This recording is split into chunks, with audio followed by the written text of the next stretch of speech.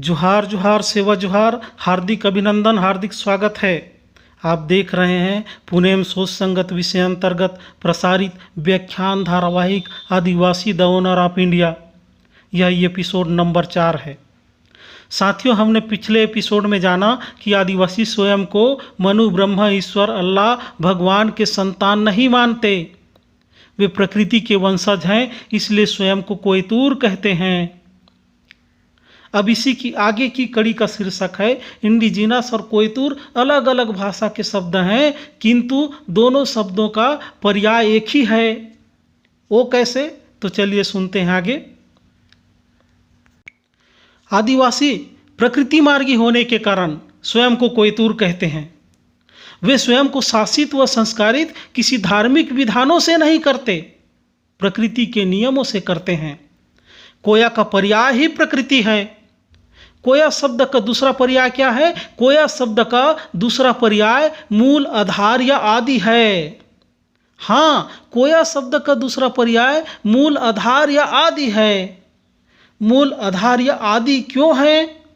क्योंकि आदिवासी प्रकृति को ही मूल मानते हैं, प्रकृति को ही आधार मानते हैं और प्रकृति को ही आदि या प्रारंभ मानते हैं।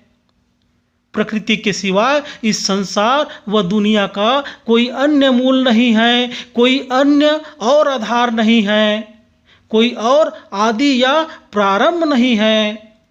इसलिए आदिवासी प्रकृति को ही सर्वशक्तिमान मानते हैं और इसे ही विभिन्न नामों से, जैसे फड़ा पेन, परसा पेन, हजोर पेन, सजोर पेन, सींगा बोंगा पेन आदि नामों से जानते हैं। प्रकृति के प्रति आभार व्यक्त करते हैं, गोंगो करते हैं। इस प्रकार प्रकृति का पर्याय मूल, आधार या आदि है। इसलिए कोया शब्द का भी दूसरा पर्याय मूल, आधार या आदि ही है। कोया शब्द का अर्थ यदि मूल, आधार या आदि लिया जाए और तूर शब्द का अर्थ वंश होता ही है, तो कोयतूर शब्द का अर्थ मूल वंश, आधार वंश या आदि वंश होगा। हाँ, कोयतूर शब्द का दूसरा अर्थ मूल वंश, आधार वंश या आदि वंश होता है। कोयतूर मतलब मूल वंश, आदि वंश या आधार वंश। इस मूल वंश को ही तो अंग्रेजी में इंडिजिनस कहते हैं। अंग्रेजी में मूल वंश के लिए क्या शब्द है? अंग्रेजी में मूल वंश, आधार वंश, आदि वंश के लिए इंडिजिनस शब्द है। यह इंडिजिनस शब्द दो शब्दों से मिलकर बना है, इंडिस धन जीनस। इंडिस का मतलब मूल होता है और जीनस का अर्थ वंश होता है। ध्यान रहे, जब भी आप इंडिजिनस लिखें तो जीनस GENUS लिखें और पढ़ें, जीनाउस नहीं, GENOUS नहीं, क्योंकि GENOUS शब्द का कोई अर्थ ही नहीं है। यह जीनस शब्द का ही अपभ्रंश है, क्योंकि जीनस GENUS शब्द का अर्थ वंश होता है। आप लोग विज्ञान में पढ़े होंगे, वैज्ञानिक कार्ल लिनियस के द्विपद वैज्ञानिक नामकरण सिद्धांत, जिसमें जीव जंतुओं, पौधों का वैज्ञानिक नाम दो चीज़ों से बनता है। पहला जीनस, जिसका अर्थ वंश होता है, और दूसरा स्पीसीज, जिसका अर्थ प्रजाति होता है। जिस प्रकार होमोसेपियंस में होमो जीनस या वंश है और सेपियंस स्पीसीज या प्रजाति है, तो ये जो जीनस शब्द है उसका अर्थ वंश होता है और इंडिस शब्द का अर्थ मूल होता है। इस प्रकार इंडिजिनस शब्द का अर्थ मूल वंश होता है, जिसे विदेशी लोग अंग्रेजी भाषा में इंडिजिनस बोलते हैं, उसे आदिवासी लोग अपनी भाषा में आदिकाल से कोयतूर बोलते हैं। इस इंडिजिनस में जो इंडिस शब्द है, जिसका अर्थ मूल होता है, इसका प्रयोग दुनिया भर के आदिवासियों व आदिवासियों के देश के लिए किया जाता है। जैसे इंडिया शब्द, यह इंडिस शब्द से बना है। वेस्ट इंडीज़, इंडोनेशिया आदि भी इस इंडिस शब्द से बना है। अमेरिका के आदिवासियों को इंडियन कहते हैं। यह जितना भी इंडिस, इंडस, इंडो आदि जो शब्द है मूल वंश को समर्पित शब्द है। ये शब्द मूल वंश के मालिक होने का प्रमाण देते हैं। जैसे इंडिया के संदर्भ में देखा जाए तो इस देश का नाम इंडिया कैसे पड़ा? यूनानी अंग्रेजों ने यह नाम दिया। क्यों दिया? जबकि उस समय इस देश को कोई हिंदुस्तान कहता था, कोई आर्यवर्त कहता था, कोई भारत कहता था, किंतु अंग्रेजों ने इसे भारत, हिंदुस्तान, आर्यवर्त नहीं कहा, बल्कि एक नया नाम इंडिया दिया। क्यों दिया? क्योंकि अंग्रेज पूर्वाग्रही नहीं थे, वे न्याय पसंद लोग थे, वे सत्य की तह तक जाकर निष्कर्ष निकालने वाले लोग थे। वे हिंदुस्तान, आर्यवर्त, भारत नामों पर भरोसा नहीं किए। वे सबसे पहले यह शोध किए कि इस देश का मूल मालिक कौन है और उनकी सभ्यता का विकास कहाँ से हुआ है। तब अंग्रेजों को जब पता चला कि आदिवासी इस देश का मूल मालिक है, तो उन्होंने आदिवासियों के पक्ष में इस देश को इंडिया नाम से संबोधित किया। इंडिया का अर्थ मूलवंशियों या आदिवंशियों का देश। अंग्रेजों ने पाया कि सिंधु घाटी की सभ्यता किसी और लोगों की नहीं बल्कि आदिवंशियों की सभ्यता का स्थल है, इसलिए सिंधु घाटी को उन्होंने आदिवंशियों की सभ्यता घोषित करते हुए इंडस वैली कहा। अंग्रेजों ने कभी हिंदू घाटी नहीं कहा। सिंधु घाटी को उन्होंने हिंदू घाटी नहीं कहा, उन्होंने इंडस वैली कहा। इंडस वैली क्यों कहा? चूंकि इंडस का अर्थ ही मूल होता है, इसलिए इंडस वैली का अर्थ मूलवंशी घाटी होता है। उसी प्रकार इंडियन ओशियन का अर्थ हिंद महासागर नहीं होता। आपको क्या पढ़ाया जाता है? हिंद महासागर। आप नक्शा में देखे होंगे कि हिंद महासागर, उसका शब्दार्थ हिंद महासागर नहीं बल्कि मूलवंशी महासागर है। क्योंकि इंडियन शब्द का अर्थ हिंदू नहीं होता बल्कि मूलवंशी जन होता है। तो फिर क्यों इंडस का अर्थ हिंद, इंडिया का अर्थ हिंदुस्तान व इंडियन ओशियन का अर्थ हिंद महासागर बताया गया, पढ़ाया गया? वे कौन पूर्वाग्रही भाषा षड्यंत्री लोग थे और हैं जिन्होंने इंडस का अर्थ हिंद बताया? और उन लोगों की नीयत की पहचान करने की जरूरत है। भारत में इंडस का अर्थ हिंद बताने के लिए कैसा बेहुदा तर्क दिया गया है कि अरब फारसी भाषा में स को ह उच्चारित किए जाने से, गलत उच्चारण हो जाने से सिंधु खा हिंदू हो गया। सोचने वाली बात है।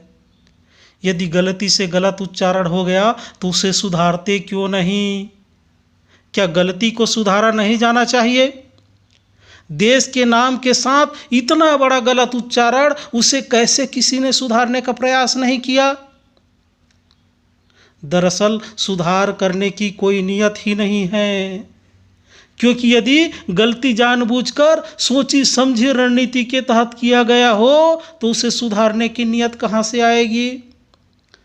तभी तो इस गलत उच्चारण को और मजबूत करने के लिए सैकड़ों प्रकार के प्रोपेगेंडा चलाया जा रहा है। अब आपको तर्क करने की जरूरत है। अब आपको तर्क करना होगा। जब स का गलत उच्चारण ह हो जाने से सिंधु का हिंदू हो गया, तब तो मुगलों के सल्तनत शब्द के स का हल्तनत हो जाना चाहिए था। सऊदी अरब के स का हौदी अरब हो जाना चाहिए। सफ़र शब्द को हफर हो जाना चाहिए था। सरफरोश शब्द को हरफरोश हो जाना चाहिए। सुल्तान शब्द को हुल्तान हो जाना चाहिए था। सिकंदर शब्द को हिकंदर हो जाना चाहिए था। यह स से ह होने वाला नियम सिर्फ सिंधु पर ही लागू किया हुआ, अन्य जगह कैसे लागू नहीं हुआ? चलो स का ह उच्चारण हो जाने से स का ह हो गया, मगर धू का दू कैसे हो गया? विश्व में किसी भी देश, स्थान या व्यक्तियों के नाम स के स्थान पर ह क्यों नहीं हुआ? सिर्फ सिंधु का नाम गलत उच्चारित होकर हिंदू कैसे हो गया? सच बात तो यह है कि यहाँ बहुत पहले से ही बड़े बड़े भाषा और इतिहास के डकैत सक्रिय रहे हैं। उन्हें लगता था कि भारत में कोई भी मूलवंशी ST SC OBC लोग पढ़े लिखे नहीं हैं, उन्हें जैसा पढ़ा लिखा दो उसी को वह सही मान लेगा। मूलवंशी लोग अभी अभी 2 पीढ़ियों से पढ़ना लिखना शुरू किए हैं। उन शब्द साजिशकर्ताओं को लगता है कि मूलवंशी लोग अब भी बेहुदा तर्कों पर विश्वास करेंगे, तो यह उन लोगों की भूल है। मूलवंशियों को जैसा चाहो वैसा पाठ्यक्रम पढ़ाकर ज़्यादा दिनों तक अंधेरे में नहीं रख सकते। अब मूलवंशी लोग भी तर्क करने लगे हैं। दरअसल बात यह है कि इंडस वैली का अर्थ मूलवंशी घाटी होता है, इंडिया का अर्थ मूलवंशियों इंडिजिनस लोगों का देश होता है। इस पहचान को व मूलवंशियों के इस इतिहास को मिटाने के लिए ही भाषा व शब्दों का षड्यंत्र रचकर इंडिया शब्द के वास्तविक अर्थ को सामने नहीं आने दिया। और निर्लज्जता की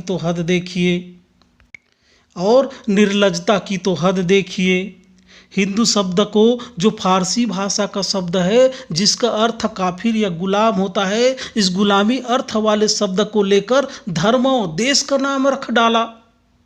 और भी निर्लज्जता देखिए, माननीय सुप्रीम कोर्ट में अनेक बार यह याचिका लगाया जाता है कि इंडिया शब्द को हटाकर हिंदुस्तान किया जाए।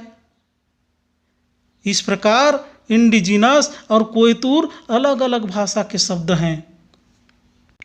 इस प्रकार इंडिजिनस शब्द का अर्थ भी मूलवंश, आदिवंश या आधार वंश होता है। उसी प्रकार कोयतुर शब्द का अर्थ भी मूलवंश, आदिवंश और आधार वंश होता है। इंडिजिनस और कोयतुर अलग अलग भाषा के शब्द हैं, किंतु दोनों शब्दों का पर्याय एक ही है। कोयतुर का पर्याय भी मूलवंश, आदिवंश या आधार वंश है। तो साथियों, आज हमने जाना कोयतुर और इंडिजिनस दोनों के पर्याय एक ही हैं। हर एपिसोड और भी इंटरेस्टेड व ज्ञानवर्धक होते चला जाएगा। तो आगे के एपिसोड में जानेंगे कोयतुर शब्द का संबंध और कहाँ कहाँ है और इस शब्द के भावार्थ और क्या क्या हैं। उम्मीद है आपको अच्छा लगा होगा और अधिक जानकारी के लिए इसके हर एपिसोड को सुनते रहेंगे। यदि आप चैनल को सब्सक्राइब नहीं किए होंगे तो ज़रूर सब्सक्राइब कर लें, बेल आइकन को क्लिक कर लें ताकि हर एपिसोड की सूचना आपके मोबाइल तक पहुंचती रहे। और यदि समाज में क्रांतिकारी बदलाव चाहते हैं तो अपने साथ साथ अपने परिवार, मित्रों, रिश्तेदारों को भी ज़रूर शेयर करें। उन्हें इस व्याख्यान धारावाहिक के बारे में बताएं, उन्हें भी सब्सक्राइब करने के लिए कहें। धन्यवाद। जय सेवा, जय जोहार।